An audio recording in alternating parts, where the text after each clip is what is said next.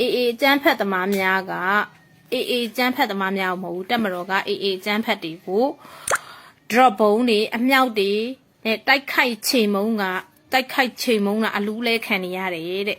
ကြောက်ဖြူကတော့တဲ့ AA ရဲ့တင်းញိုင်းမဲ့ဖြစ်နေပြီတဲ့ရခိုင်ပြည်နယ်ကြောက်ဖြူမှာဘာဖြစ်တယ်ညာဖြစ်တယ်ပေါ့တိုက်ပွဲဖြစ်တယ်လက်နဲ့ချတယ်ပေါ့လူငယ်က100ရှိရ50လောက်လက်နဲ့ချတယ်ပေါ့100လောက်ကြတယ်ဒီပုံတွေနဲ့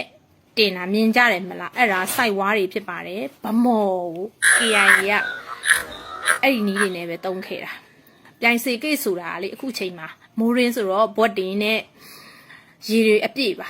အခုသူတို့ရဲ့ပုံထဲမှာတင်ထားတာကဆောင်းရင်းတုံးကမြောက်ဦးဖက်ကပုံဟောင်းနေနဲ့တွဲပြီးတင်ထားတာပဲဖြစ်ပါတယ်စစ်ကူမပို့နိုင်ဘူးလို့လေးကျဲမနေနဲ့တက်မတော်မှာလေးတက်ရှိတယ်နော်ရှိတက်လည်းရှိသေးတယ်ဘောမ channel က ARD ဘောမ channel ရတာအောင်မှရေတဲ့တိုက်ရရင်နေတိုက်ရေရင်နေအပြည့်ရှိနေတယ်လို့တင်ထားခဲ့တယ်မလားလိုက်ပြီးရှာဖက်လိုက်ပါဦးကြောက်ဖြူမှာအင်အားအများကြီးရှိတယ်။ဒညဝရီရေတဲ့ဌာနချုပ်ကြောက်တလုံးဖျားအနီးမှာရှိတဲ့ခမရ942ဂုံးချိန်ရအနီးမှာရှိတဲ့ခမရ943ခလာရ34မြို့အနီးမှာရှိတဲ့အမှတ်32ရဲတက်ရင်နဲ့တောင်မော်ကြီးရေတက်ဌာနခွဲဆိုတာတွေရှိသေးတယ်။အဲ့ဒါတွေအကုန်လုံးရှိသေးတယ်။အင်အားနှမ်းစီလောက်မဟုတ်ဘူး။တိထားဖို့ရစိုက်ဝါးတွေတိတ်မလုံးနဲ့နော်AA ကလေကျဲပြီးတော့14မြို့ကိုတင်ထားတယ်လို့15မြို့ကိုတင်ထားတယ်လို့အေးဟုတ်ပြီရှင်တို့တင်ထားတဲ့